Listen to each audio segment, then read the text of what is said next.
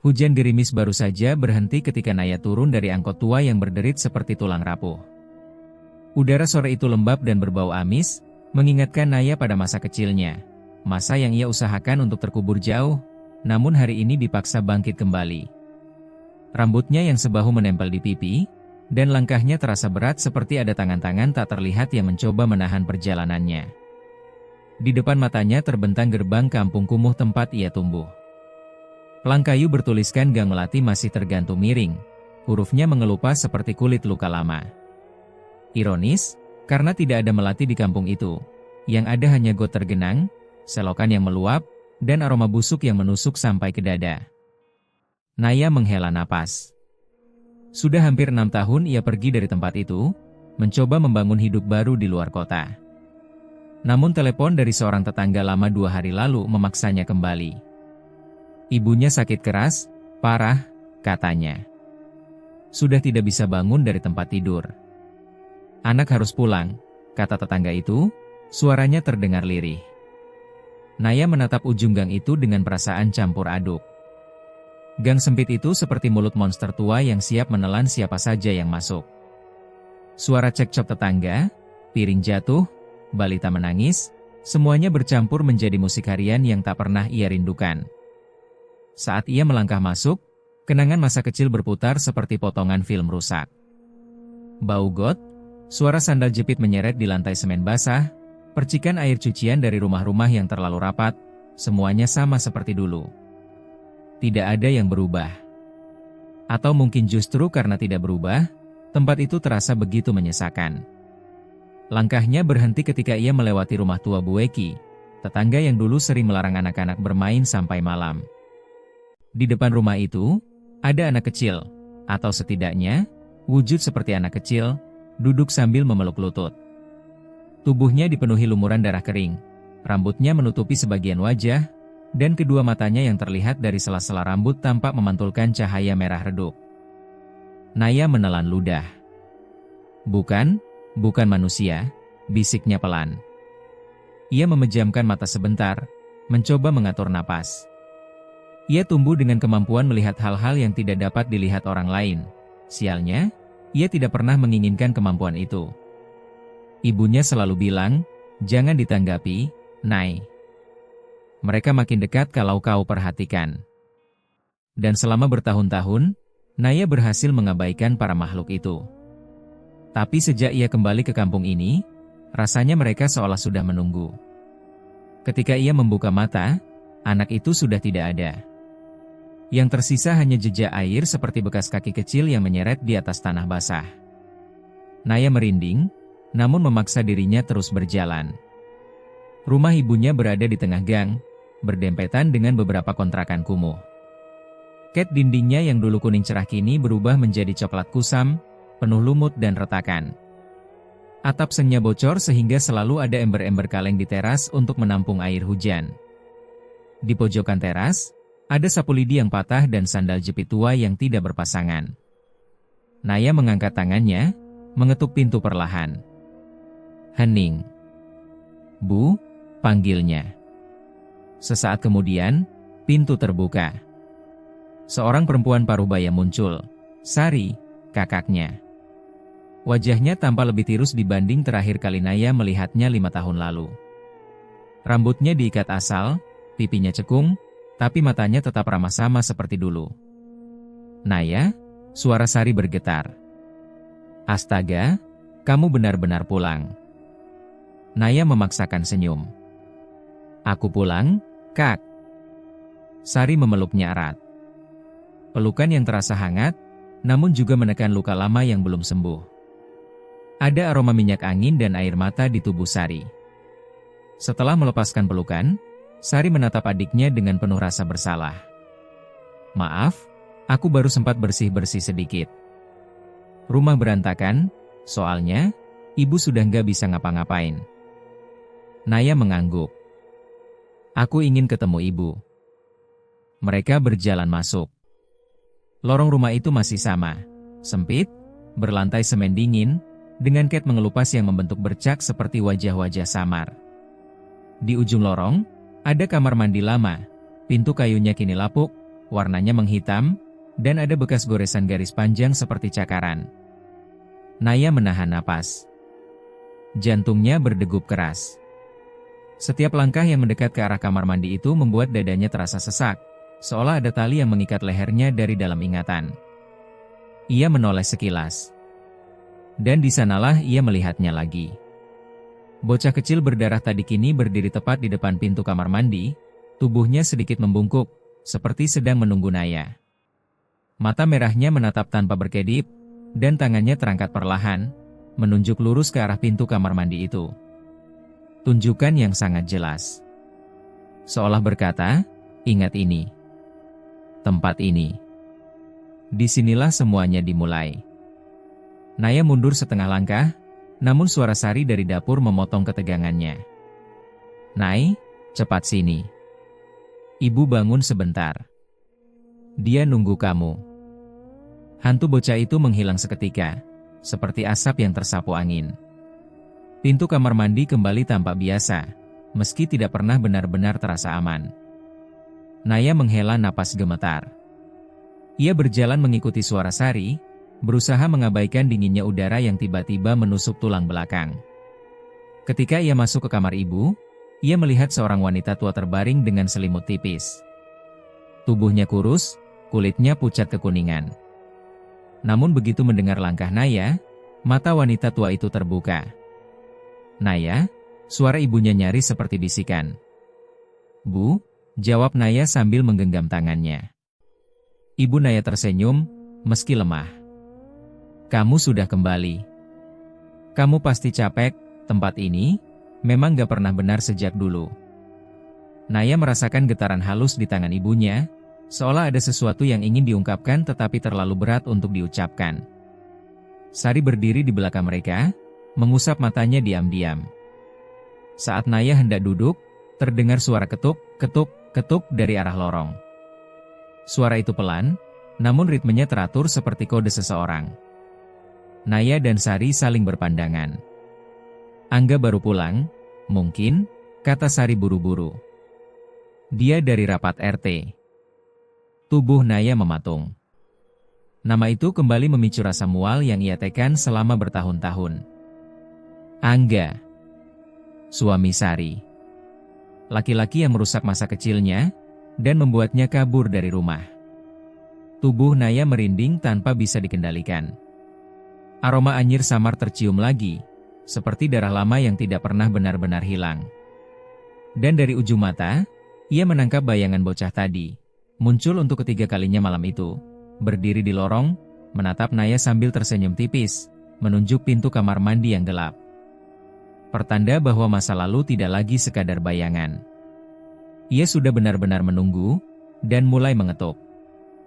Suasana malam di gang kumuh itu terasa berbeda dari ingatan Naya. Dulu, tempat itu selalu gaduh oleh suara orang mabuk, anak-anak berlarian, atau ibu-ibu yang bergosip sampai larut.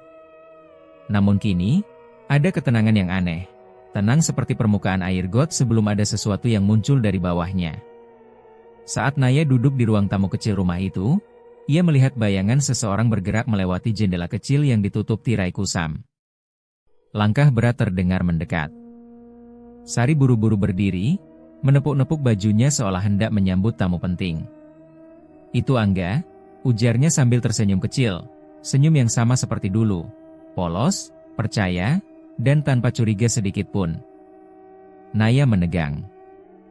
Pintu terbuka. Dan di sanalah Angga berdiri, dengan kemeja kotak-kotak yang rapi, rambut klimis, dan tas selempang berisi berkas-berkas rapat RT. Senyumnya lebar, manis, seolah ia adalah lelaki paling tidak berbahaya di dunia.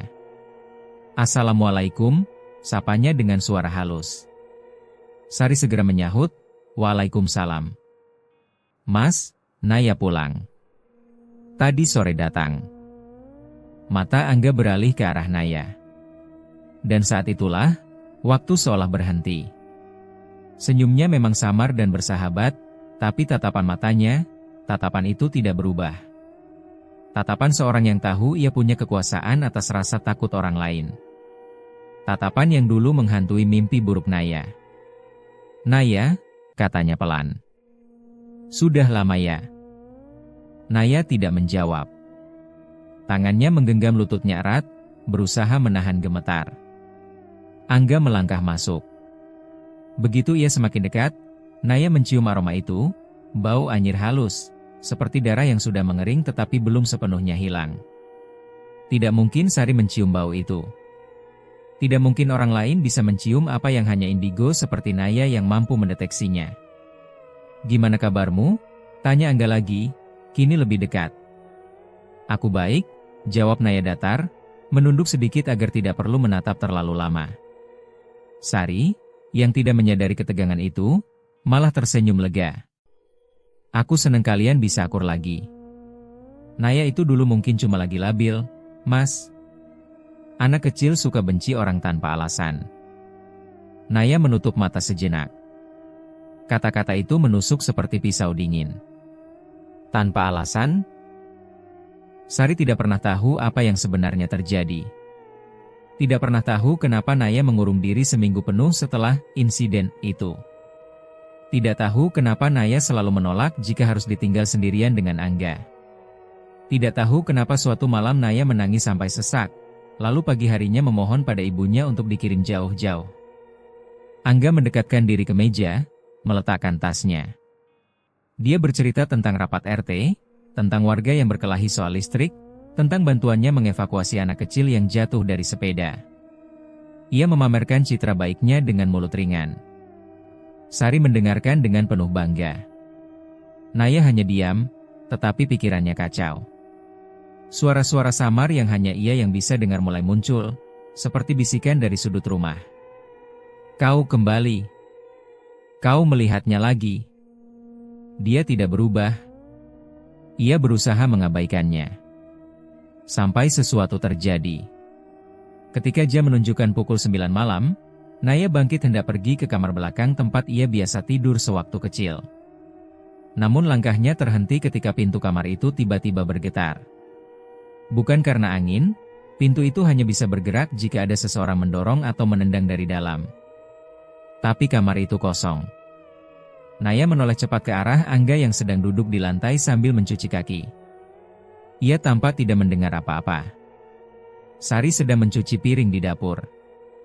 Hanya Naya yang mendengar getaran itu, getaran yang seperti dipukul oleh tangan kecil dari dalam. Tok! Tok! Tok! Ketukan kecil namun berirama, seperti ketukan bocah yang meminta dibukakan pintu. Naya menatap pintu itu dengan napas tertahan. Ia mundur setengah langkah. Kenapa, Nay? Tanya Sari dari dapur. Gak apa-apa, jawabnya cepat. Ia memutuskan masuk kamar tanpa memikirkan suara itu, meski bulu kuduknya belum turun sama sekali. Saat ia menutup pintu kamar, suara lain muncul, tawa kecil dari arah sumur belakang. Tawa bocah yang parau, seperti seorang anak yang tenggelam dan berusaha tertawa di tengah air. Naya membeku di tempat. Tawa itu tidak keras, namun menggema cukup untuk masuk ke telinganya dan menusuk ingatannya. Suara itu mengalir melalui celah-celah papan rumah, datang dari rerimbunan bambu di belakang sumur, suara yang tidak seharusnya ada pada jam segelap ini. Naya, sini. Sekelebat bayangan kecil menari di sudut mata, tapi ketika ia menoleh, tidak ada apa-apa. Naya tidak berani mendekat ke jendela. Ia tahu terlalu banyak roh yang mengintai di belakang rumah ini, tempat gelap yang dipenuhi semak liar, di samping sumur yang tidak pernah ditutup dengan benar. Saat hendak menutup gorden, suara langkah terdengar dari belakang kamar. Naya, suara Sari.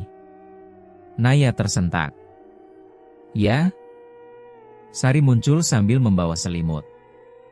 Ini buat kamu. Malam ini dingin banget. Naya menerimanya. Makasih, Kak. Sari menatap adiknya lebih lama dari biasanya. Ada apa? Kamu kayak gelisah. Naya menimbang-nimbang jawaban. Tempat ini masih sama, Kak. Suaranya, aromanya. Kampung kumuh ya gitu. Sari terkekeh kecil. Bau got, suara anak-anak nakal, sumur belakang yang belum ditutup-tutup. Kamu pasti kaget, karena udah lama nggak pulang. Tapi, Naya mengecap udara dengan hati-hati. Aroma anyir itu, kamu nggak cium? Sari mengerutkan kening. Anyir? Nggak ah. Naya menunduk. Setiap Mas Angga lewat, aku cium bau itu. Sari tertawa kecil seolah Naya sedang bercanda. Ah, Naya. Mas Angga itu tiap hari wangi. Dia suka banget pakai minyak kasturi. Mungkin kamu kecium itu. Naya menggeleng perlahan, tahu percuma melanjutkan. Saat Sari hendak keluar kamar, Angga muncul dari belakangnya. Kalian ngomongin apa? Tanyanya santai. Naya menatapnya dari ujung mata. Cahaya lampu membuat wajah Angga terlihat terlalu lembut. Namun di balik itu, ada sesuatu yang berdenyut. Sebuah kegelapan kecil yang hanya Naya yang bisa lihat. Bukan bayangan, bukan wajah seram, tapi energi gelap yang berputar tipis di bahunya. Seolah ada yang menempel. Atau ada yang mengawasinya. Cuma ngobrol-ngobrol, jawab Sari sambil tersenyum. Angga melirik Naya sebentar. Kalau ada apa-apa bilang ya, Nay. Ini rumah kamu juga. Naya ingin muntah mendengar itu. Saat Angga berjalan mendekat, aroma anyir itu semakin tajam. Bersamaan dengan itu, dari jendela kamar terdengar suara hihihihi. Tawa kecil yang sangat dekat, seolah ada bocah berdiri tepat di balik tirai. Tawa itu bercampur dengan bisikan halus. Dia berpura-pura, dia berbohong, tolong kami. Jantung Naya berdegup kencang, tapi ia tetap menjaga wajahnya agar tidak terlihat panik. Angga berdiri di depan pintu kamar. Selamat istirahat ya, Naya. Pintu tertutup. Dan untuk sesaat, rumah itu terasa seperti menahan napas. Naya memeluk selimut, menatap gelap kamar dengan mata waspada. Ia tahu satu hal. Topeng Angga mungkin berhasil menipu semua orang. Bet tidak bisa menipu dunia yang ada di balik mata Naya. Tidak lagi. Malam itu gang kumuh tenggelam dalam kegelapan yang lebih pekat dari biasanya. Lampu-lampu jalan mati sejak maghrib, tersisa hanya cahaya remang dari rumah-rumah sempit yang menyalakan lilin atau lampu minyak.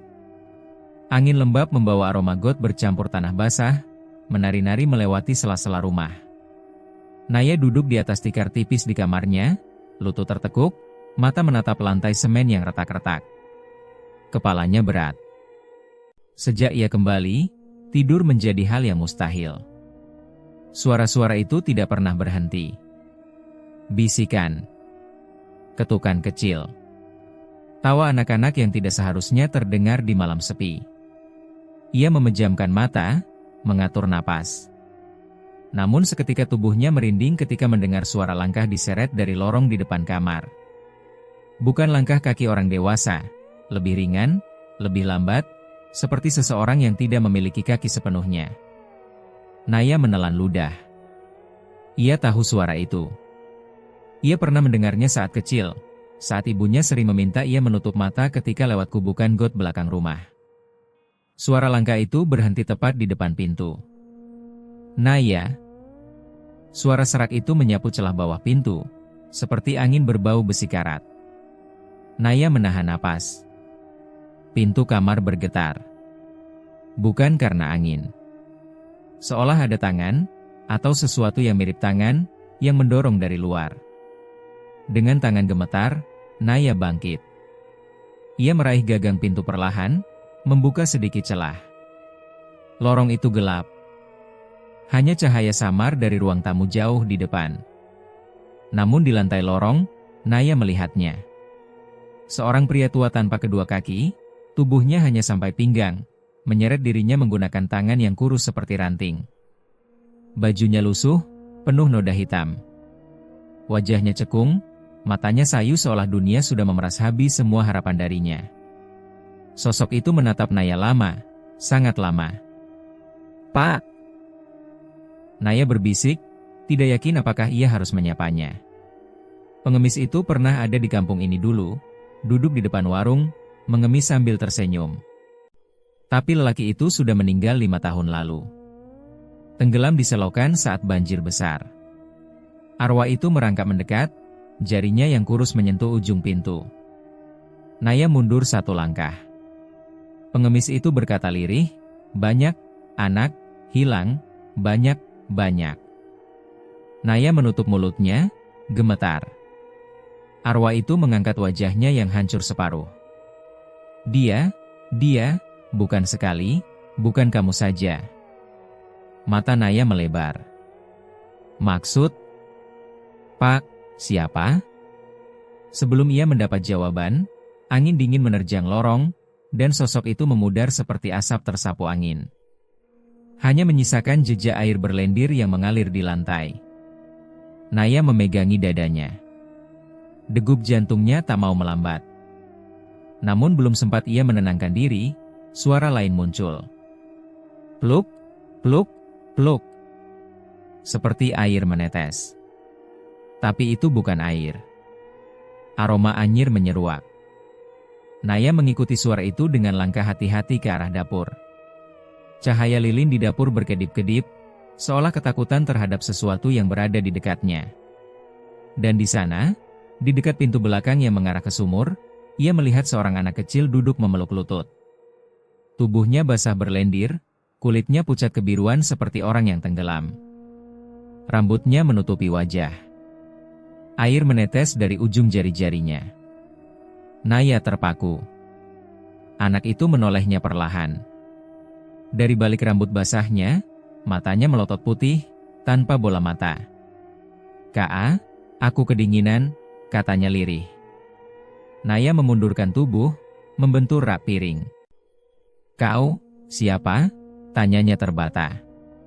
Namun sebelum jawabannya muncul, tubuh anak itu seolah ditarik oleh sesuatu dari bawah. Tangan-tangannya mencakar udara, sambil berteriak, "Dia dorong aku! Dia dorong!" Tubuh itu terseret masuk ke kegelapan sumur belakang, menghilang tanpa suara percikan. Naya terduduk, napas tercekat. Ia tahu kampung ini penuh cerita kematian tragis, tapi ia tidak pernah tahu roh-roh itu masih gentayangan, meminta bantuan, menyodorkan kisah masa lalu secara paksa. Saat Naya bersandar pada dinding dapur, sebuah bayangan melintas cepat di belakangnya. Begitu ia menoleh, sosok perempuan menggantung di kusen pintu bambu tua, rambut panjang terurai ke bawah, mata melotot, lidah terjulur biru. Tubuhnya berayun pelan seperti ditiup angin yang tidak ada. Perempuan yang pernah bunuh diri di dekat pohon bambu belakang kampung. Ia mengarahkan jari ke dada Naya. "Lihatlah," bisiknya, suaranya seperti dua suara bertumpuk. Pandangan Naya blur secara tiba-tiba. Dunia di sekelilingnya berputar. Udara berubah menjadi pekat dan berat. Bayangan arwah itu menyentuh dahinya, dan Naya melihat sesuatu. Potongan-potongan gambar. Cepat. Kabur. Menyakitkan. Seorang anak kecil menangis di kamar mandi gelap. Seseorang menyeret bocah lain ke selokan. Anak perempuan bersembunyi di bawah tempat tidur, menutup telinga. Tangan dewasa menutup mulut mulia kecil yang menjerit. Pintu kamar mandi dikunci dari luar. Senyum lelaki. Senyum yang sama dengan senyum Angga hari ini. Naya terhuyung, memegangi kepala. "Berhenti, berhenti, cukup." Suara perempuan gantung itu berbisik lagi, "Kau harus lihat. Kalau tidak, tidak akan ada yang berubah." Dan di saat itulah, sosok bocah kecil yang berdarah, yang Naya lihat sejak hari pertama ia pulang, muncul di pojok dapur. Kini ia lebih jelas. Lebih utuh. Wajahnya pucat, pipinya robek, darah menetes dari pelipisnya. Tapi matanya seperti mata anak-anak biasa. Mata penuh ketakutan dan permintaan tolong. "Angga," katanya lirih. Naya menegang. Bocah itu mendekat, tapi langkahnya tidak menghasilkan suara. Seolah ia melayang sedikit di atas lantai. "Dia bukan cuma sakiti kamu." Bocah itu mengangkat tangannya yang berlumur darah, menunjuk ke arah sumur. "Dia, kami." Satu persatu bayangan anak-anak kecil muncul di belakangnya. Tubuh mereka rusak, wajah mereka pucat, ada yang memegang perutnya yang bolong, ada yang tubuhnya penuh lebam, ada yang rambutnya kusut seperti ditarik paksa. Mereka, semua, suara Naya pecah. Bocah itu mengangguk. Naya berlutut, menutup kedua telinganya, mencoba mengusir suara-suara yang semakin keras. Tetapi suara itu tidak hilang. Justru menjadi semakin jelas. Tolong kami, Naya, tolong buka. Tolong bebaskan kami. Dia jahat, dia bohong, dia masih ada. Naya menangis tanpa suara, tubuhnya bergetar. Udara di dapur terasa semakin gelap dan berat, seolah semua roh itu mendorong tubuhnya, memaksa ia menerima kebenaran. Dan malam itu, ketika Naya akhirnya tertidur karena lelah yang luar biasa, mimpi buruk datang menyerupai bayangan masa lalu. Ia melihat dirinya kecil, usia 7 tahun, terkunci di kamar mandi rumah ini. Lampu mati. Bau sabun bercampur darah. Suara detak jam sangat keras di luar.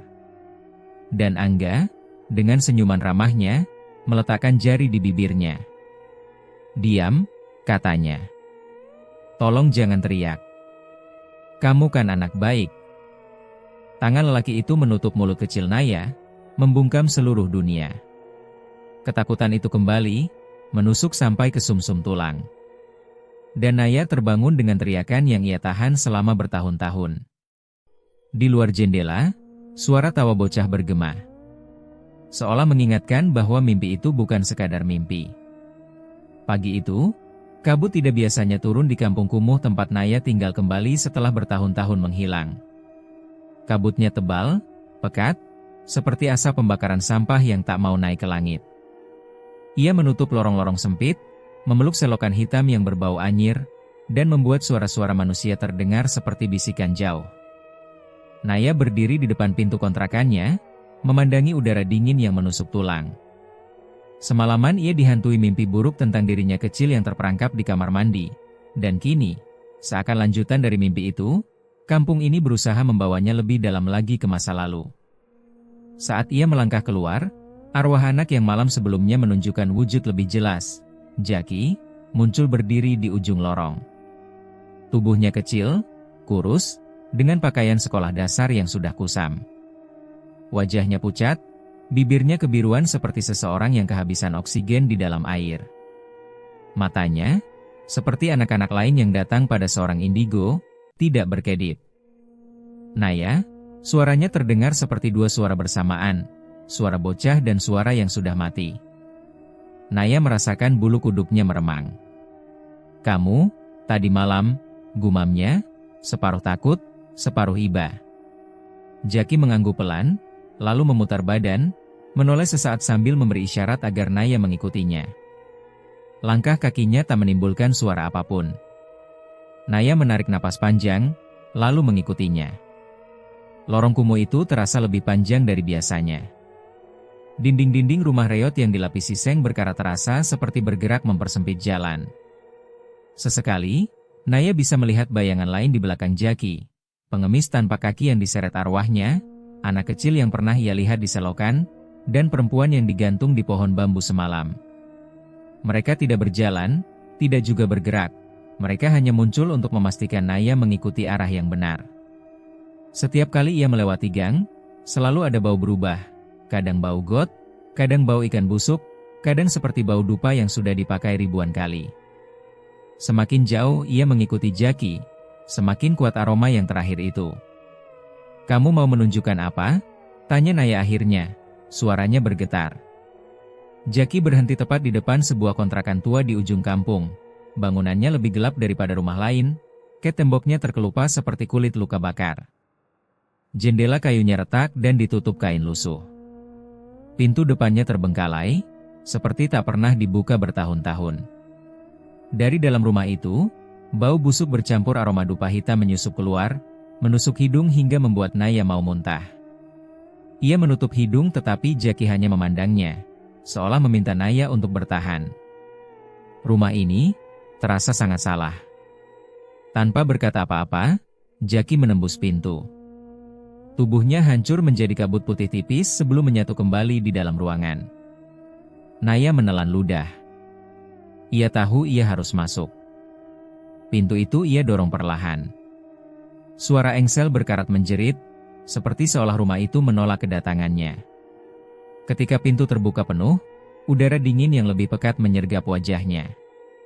Lantai kayu di dalamnya retak-retak, dindingnya penuh coretan yang sulit dibaca. Beberapa coretan di antaranya seperti tulisan anak-anak, tapi bentuknya tidak natural. Hurufnya miring, terkoyak, seperti ditulis dengan tangan gemetar. Di sudut ruangan tergeletak tali tambang yang sudah menghitam dan mengeras, seolah terkena air got bertahun-tahun. Tepat di dekatnya ada baju anak kecil, kemeja putih yang kini berubah menjadi abu-abu pekat, dengan noda yang tampak seperti lumpur, atau sesuatu yang lebih gelap. Naya mendekat perlahan. Beberapa benda itu memancarkan getaran dingin yang menembus tulang.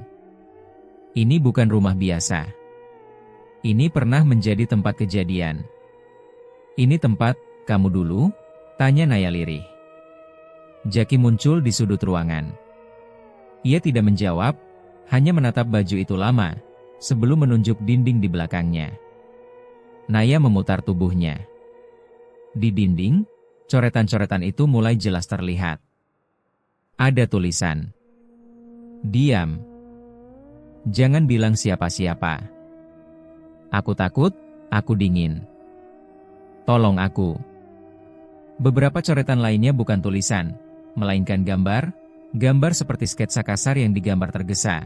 Seorang anak kecil berjongkok, tangan besar menutup mulutnya, selokan, tali, dan simbol-simbol aneh yang Naya kenal sebagai simbol pemanggilan energi negatif, meskipun sangat primitif. Dadanya terasa sesak. Gambar-gambar itu bukan sekadar coretan. Ini adalah jejak trauma, jejak kematian, jejak dendam. Angga, bisiknya. Nama itu seperti memicu reaksi. Semua arwah yang tadi mengikuti Naya kini muncul satu persatu di dalam rumah. Udara menjadi semakin dingin hingga napas Naya keluar sebagai embusan putih. Perempuan gantung di pohon bambu berdiri di belakangnya, lehernya patah dengan posisi miring yang tidak wajar. Anak kecil di selokan merangkak, tangannya yang pucat menapak lantai kayu. Pengemis tanpa kaki duduk bersandar di tembok, mulutnya terus bergerak seolah membaca doa. Suasana rumah itu berubah menjadi ruangan penuh kemarahan yang terpendam bertahun-tahun. Jaki mendekat pada Naya, menatapnya langsung, matanya tiba-tiba tampak lebih gelap, lebih penuh penderitaan. Dia, bukan hanya sakiti kamu, katanya pelan, suaranya menggema. Bukan cuma aku. Naya menutup mulutnya dengan tangan, menahan gemetar. Ia sudah tahu sebagian kebenarannya sejak kecil, tapi melihat buktinya langsung, itu adalah luka baru. Angga menyakiti kalian semua, suaranya pecah. Arwah-arwah itu bergerak dalam satu gerakan serempak, pelan namun pasti, seakan mengangguk. Lalu Jaki mengulurkan tangan kecilnya ke arah Naya. Kami ingin dia dibuka, gerbangnya. Gerbang apa? Tanya Naya. Lorong ruangan bergetar. Lantai kayu berdecit panjang. Dari langit-langit turun serpihan debu seperti abu mayat. Gerbang dendam, suara perempuan yang digantung itu terdengar jelas untuk pertama kalinya. Kamu? Naya, kamu yang bisa buka. Naya mundur satu langkah. Ia merasakan hawa panas sekaligus dingin bersamaan, seperti emosi para arwah menembus tubuhnya. Aku, Naya bingung. Aku cuma ingin kebenaran. Aku belum siap. Tiba-tiba ruangan seolah hidup. Dupa hitam dari pojok ruangan menyala sendiri, api kecil dengan asap pekat naik melingkar ke atas, menari seperti ada yang menggerakkan. Cahaya berubah merah. Coretan-coretan di dinding mulai bergerak, seperti darah yang mengalir mencari bentuknya. Semua arwah menatap Naya. Kami tidak minta kamu balas dendam, kata Jaki, suaranya lebih tegas dari sebelumnya. Kami minta kamu buka pintunya. Biar kami yang selesaikan. Naya memejamkan mata sejenak. Ingatan masa kecil, jeritan, rasa sesak, suara Angga membungkamnya, semuanya muncul lagi. Tapi kali ini tidak sebagai ketakutan, melainkan sebagai benih kemarahan yang selama ini ia tekan. Saat ia membuka mata, ruangan kembali redup. Hanya asap dupa hitam yang terus mengepul, dan semua arwah menunggu jawabannya. Naya mengusap wajah, jari-jarinya gemetar, namun sorot matanya lebih tegas. "Aku belum bilang iya," katanya pelan. "Tapi aku juga tidak akan lari lagi." Arwah-arwah itu tidak bersorak, tidak bergerak. Tapi atmosfer ruangan berubah, lebih hangat, lebih hidup, seolah harapan dingin mereka mendapat sedikit nyala. Jaki berdiri paling depan, menatap Naya dengan mata sendu. "Terima kasih," bisiknya. Dan perlahan, satu persatu mereka memudar, meninggalkan Naya sendirian di rumah kontrakan itu. Rumah yang menyimpan kebenaran paling kelam di kampung kumuh ini. Rumah yang akan menjadi awal dari gerbang dendam itu. Malam turun lebih cepat dari biasanya. Langit pekat tanpa bintang, dan angin yang berembus dari gang sempit membawa aroma basah tanah got bercampur asap pembakaran plastik. Di rumah petak yang ditempati Angga dan Sari, suasana sudah berubah tidak wajar sejak seminggu terakhir. Sejak Naya kembali ke kampung itu, sejak bayangan yang selama ini ia kubur mulai muncul kembali. Angga duduk di ruang tengah, tubuhnya tersandar pada kursi kayu yang goyah. Matanya merah, bukan karena kurang tidur, melainkan karena ketakutan yang tidak bisa ia jelaskan. Telinganya terus-menerus menangkap suara halus yang sangat ia kenal, suara anak kecil. Tok, tok, tok. Langkah kecil itu terdengar dari langit-langit rumah. Bukan suara tikus, suara itu terlalu jelas, terlalu berat untuk seekor hewan, tapi terlalu ringan untuk ukuran manusia dewasa. Angga menegakkan tubuh, menelan ludah, menatap langit-langit yang sudah dipenuhi bekas air hujan. Tok, tok, tok. "Siapa di sana?" teriaknya. Tidak ada jawaban. Sari yang sedang mencuci piring di dapur menoleh dengan cemas. "Mas, kenapa lagi?" "Di atas. Ada yang jalan di atas." Angga menunjuk ke langit-langit dengan tangan gemetar. Sari mendekat dan menyentuh pundaknya. "Mas, itu cuma tikus. Rumah sini memang banyak tikus. Udah tidur, yuk." Mas makin hari makin aneh. Angga ingin menjawab, tapi... Tok, tok, tok.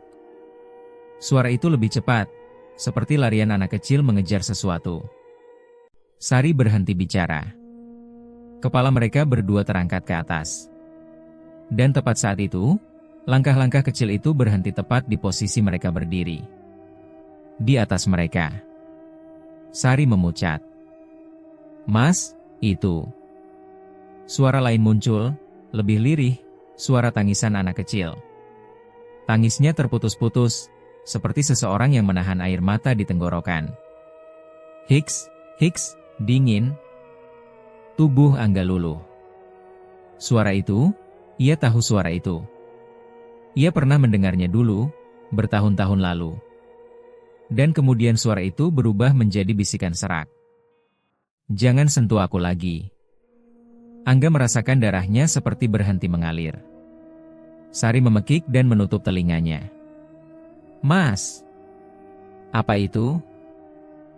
Mas bilang sesuatu. Tapi Angga sudah tidak mendengar istrinya lagi.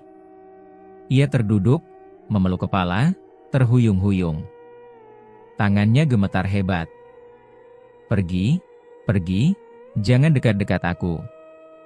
Sari panik, mencoba memeluknya, tapi Angga meronta. "Jangan sentuh. Jangan." Tangis Sari pecah. "Mas. Ini aku. Aku Sari." Langkah-langkah kecil itu berhenti. Rumah menjadi hening. Namun bagi Angga, keheningan itu lebih menakutkan daripada suara apapun. Karena ia tahu, hening itu menandakan sesuatu sedang memperhatikannya. Malam kedua lewat tengah malam. Angga tidak tidur. Ia berkeliling rumah dengan lampu senter di tangan, menyibak tirai jendela, memeriksa sudut-sudut gelap, memaksa dirinya tetap terjaga. Sari hanya duduk di kasur, menggigil sambil memeluk bantal. Suara tangis bocah kembali terdengar dari arah kamar mandi. Krek, krek. Pintu kamar mandi terbuka sendiri. Angga mengarahkan senter ke dalam. Cahaya menyinari kaca cermin berdebu, dan di sana, pantulan bayangan seseorang berdiri di belakangnya. Seorang perempuan dengan rambut panjang menutupi wajah. Sari melihat pantulan itu dari kasur. Ia menjerit. "Mas! Belakangmu." Angga berbalik spontan. Tidak ada siapa-siapa. Tapi di cermin, bayangan perempuan berambut panjang itu masih ada. Perempuan itu mengangkat wajahnya sedikit. Wajah tanpa mata. Dua lubang hitam pekat yang menganga, seolah ditembus kegelapan dari alam lain. Angga menjerit histeris. Sari memeluknya dari samping, menangis ketakutan. "Mas! Kita keluar aja. Kita nginep di rumah saudara, Mas. Aku takut. Aku beneran takut." Namun Angga tidak bisa bergerak. Kakinya seperti berat, napasnya sesak. Sesuatu mencakar punggungnya. Sayatan dingin, panjang, keras. Ia menoleh cepat. Tidak ada siapa-siapa. Tapi bekas cakar itu nyata. Darah perlahan muncul di bajunya. "Dia, mereka, ikut aku," bisiknya lirih. "Jaki, dan yang lain." Sari terdiam. Nama itu tidak ia kenal.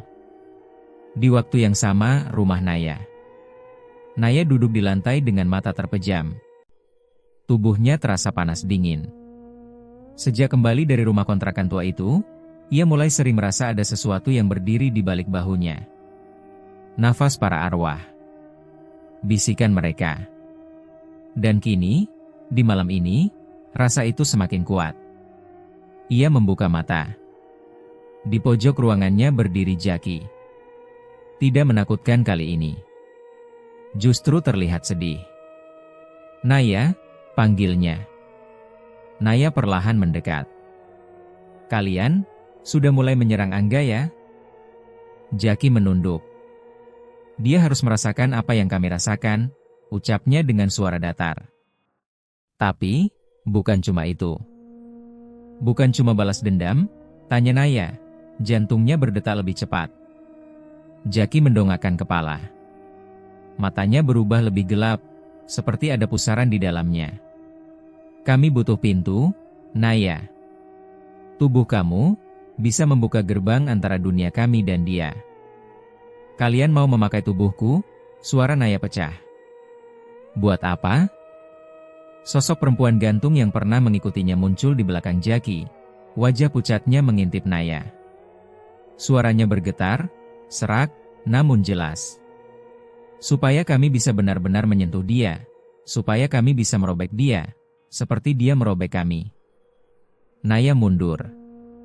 Keringat dingin membasahi lehernya. "Kalian mau menjadikan aku medium penuh?" bisiknya. Aku cuma ingin kebenaran. Aku belum siap." Jaki melangkah maju. "Kamu satu-satunya yang bisa. Tanpa kamu, kami hanya bisa mencakar lehernya. Memperlihatkan wajah kami. Menyiksanya pelan. Tapi itu tidak cukup." Arwah perempuan itu menatap Naya tanpa mata, tapi tatapan itu terasa menusuk dada.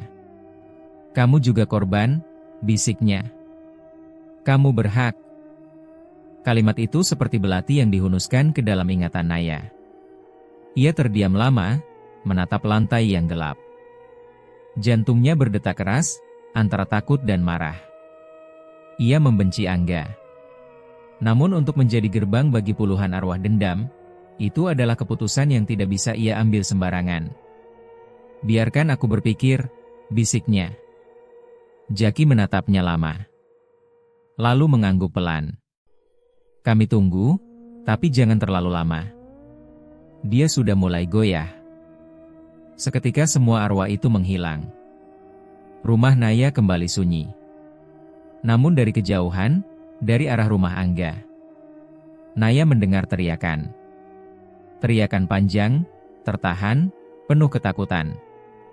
Ia meremas dadanya. Gang gelap kampung kumuh itu mulai berbicara.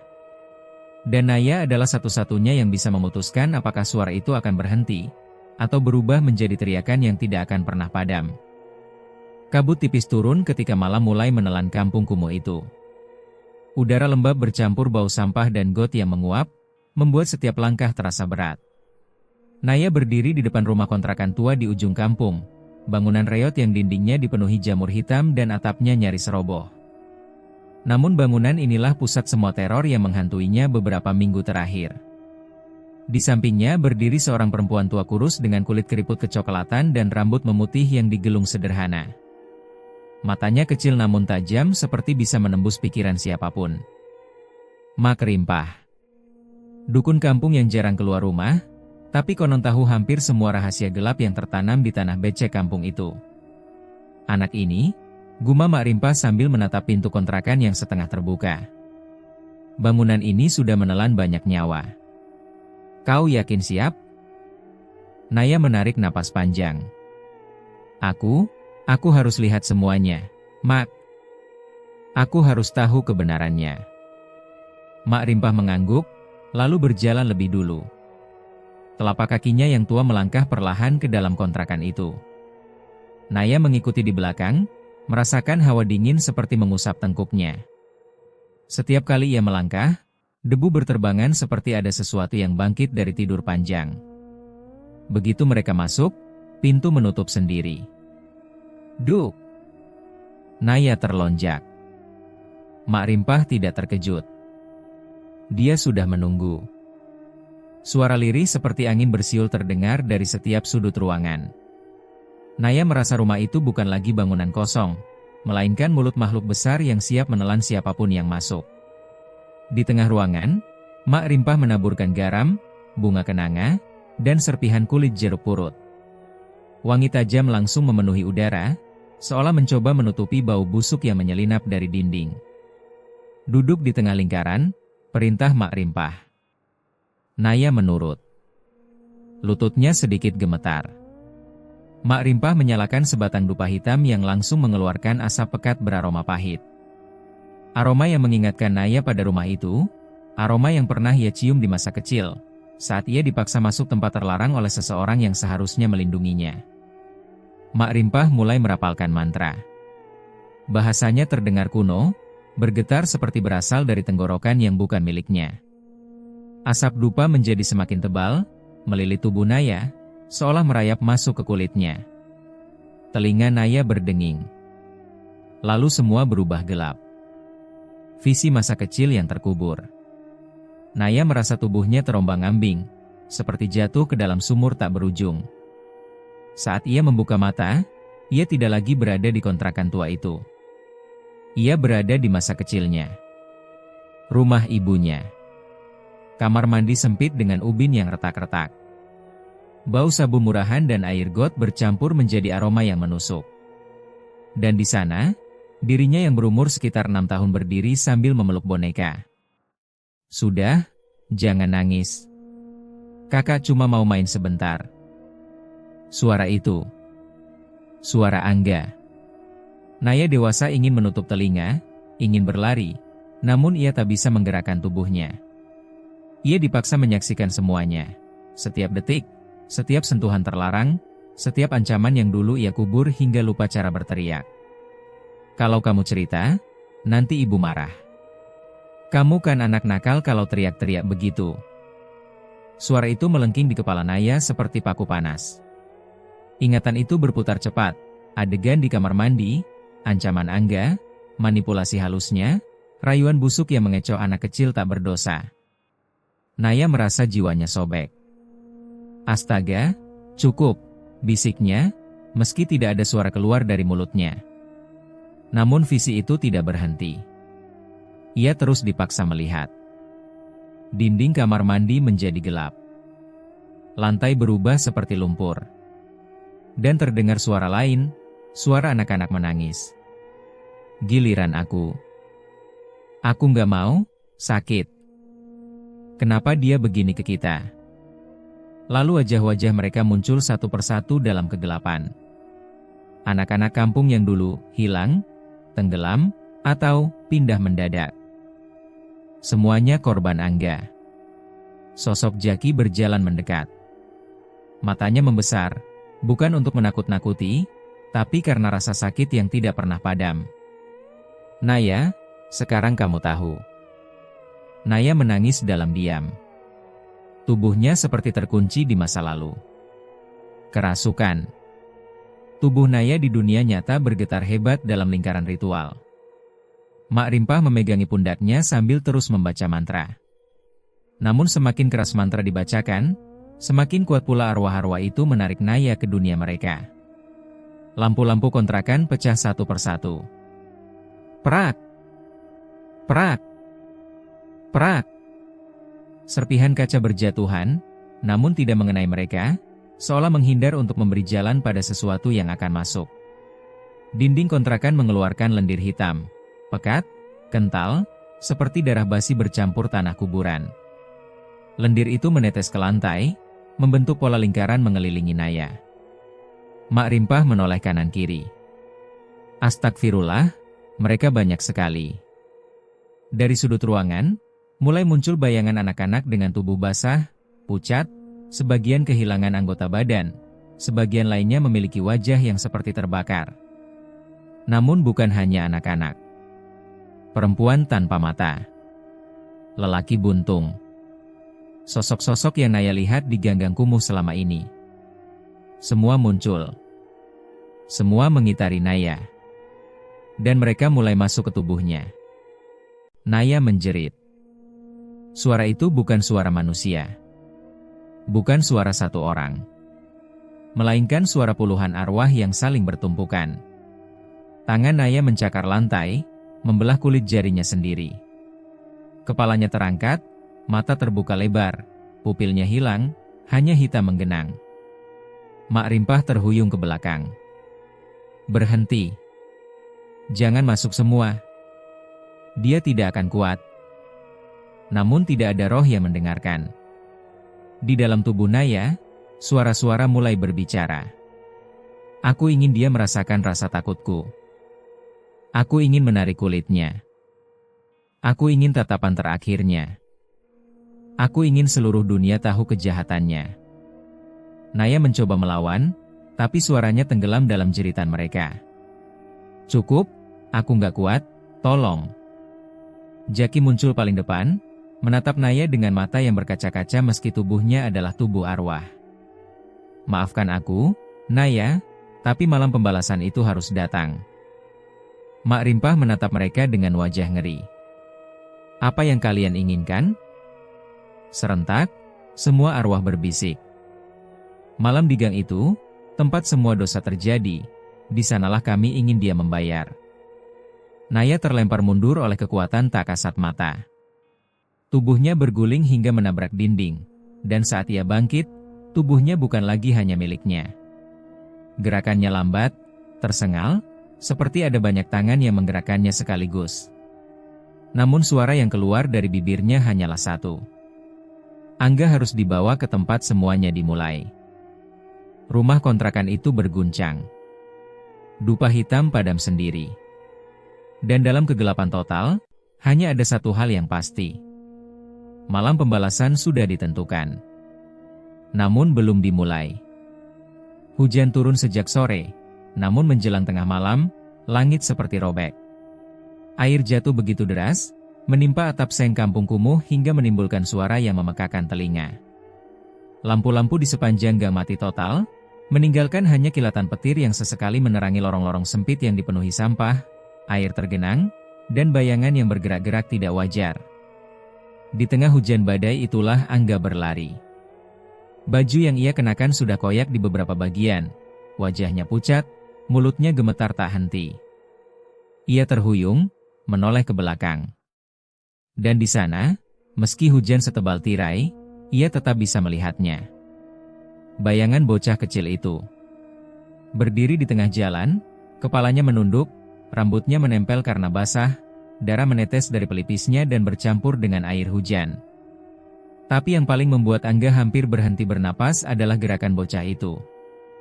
Kepala bocah itu perlahan terangkat. Mata hitam pekat. Tatapan kematian. Angga menjerit histeris, kembali berlari tanpa arah. Pergi. Pergi. Aku nggak pernah, aku nggak. Kata-katanya patah, terpotong oleh tangis dan ketakutan yang sudah memuncak. Namun langkah-langkah kecil itu tetap terdengar meski seharusnya teredam hujan. Tok, tok, tok. Langkah bocah yang mengejar. Angga menubruk dinding, hampir jatuh ke got yang meluap. Air hitam mengalir hingga menutupi lututnya. Ia menatap sekeliling. Gang yang biasanya ia hafal seperti telapak tangan kini terasa asing. Gelap. Salah arah. Seolah gang itu berubah menjadi labirin. Aku harus keluar, Angga menggigil. Napasnya berembus cepat karena panik. Petir menyambar. Kilatan cahaya putih menerangi ujung gang. Di sana berdiri Naya. Angga langsung kehilangan kekuatan pada lututnya. Tubuhnya jatuh bersimpuh di tengah becek dan air got. Naya, tolong aku. Namun Naya bukan Naya yang selama ini ia kenal. Matanya hitam penuh. Pupilnya tenggelam dalam kegelapan. Wajahnya pucat, seolah darah telah diisap dari tubuhnya. Rambutnya menempel basah, dan kulitnya tampak kebiruan diterpa dingin malam. Namun yang paling mengerikan adalah cara tubuhnya bergerak. Pelan. Kaku. Seperti boneka yang digerakkan puluhan tangan tak kasat mata. Saat petir menyambar lagi, sosok-sosok berdiri di belakang Naya. Anak kecil. Perempuan gantung. Lelaki tanpa kaki. Jaki. Dan puluhan arwah lain yang wajahnya penuh luka masa lalu. Mereka berdiri teratur, seperti pasukan yang siap mengeksekusi. Angga gemetar hebat. Naya, aku mohon, jangan biarin mereka. Namun Naya hanya menggerakkan kepalanya sedikit, memiringkan wajahnya seperti seseorang yang mendengarkan bisikan. Lalu ia berkata dengan suara yang bukan hanya miliknya. Di sini semuanya dimulai. Angga mundur merangkak. Tapi gang itu seperti hidup. Dinding di sebelah kanan tiba-tiba berdenyut, seperti daging basah. Ket tembok mengelupas, memperlihatkan sesuatu yang mirip jaringan merah. Dari celah-celahnya muncul tangan-tangan kecil, telapak kecil, jari-jari mungil, semuanya pucat dan kurus. Tangan-tangan itu meraih kaki Angga. Aarg. Lepasin. Ia menendang, tetapi setiap tendangan hanya membuat lebih banyak tangan yang muncul dari dinding. Dari selokan, dari bawah air, dari balik pintu rumah warga yang semuanya tertutup rapat. Gang kumuh itu berubah menjadi mulut monster raksasa yang menelan masa lalu. Petir kembali menyambar. Cahaya putih memperlihatkan sesuatu di belakang Angga. Jaki. Ia berjalan pelan, kakinya tidak menapak tanah. Wajahnya tidak lagi sedih, melainkan tegas. Penuh tujuan. Sekarang giliranku, bisiknya. Angga menangis. Tangis seorang lelaki dewasa yang kehilangan jiwa. Jaki, aku nggak mau, ampuni aku. Namun Jaki mendekat hingga wajahnya hanya sejengkal dari Angga. Kenapa meminta ampun, kalau dulu kau tidak memberikan ampun? Suara Jaki terdengar seperti dicampur dari suara puluhan anak. Gemanya membuat udara bergetar. Seketika tangan-tangan kecil dari dinding meraih tubuh Angga, menyeretnya perlahan ke arah got paling gelap. Kakinya masuk dulu. Lalu pinggangnya. Angga meronta sampai kuku-kukunya patah.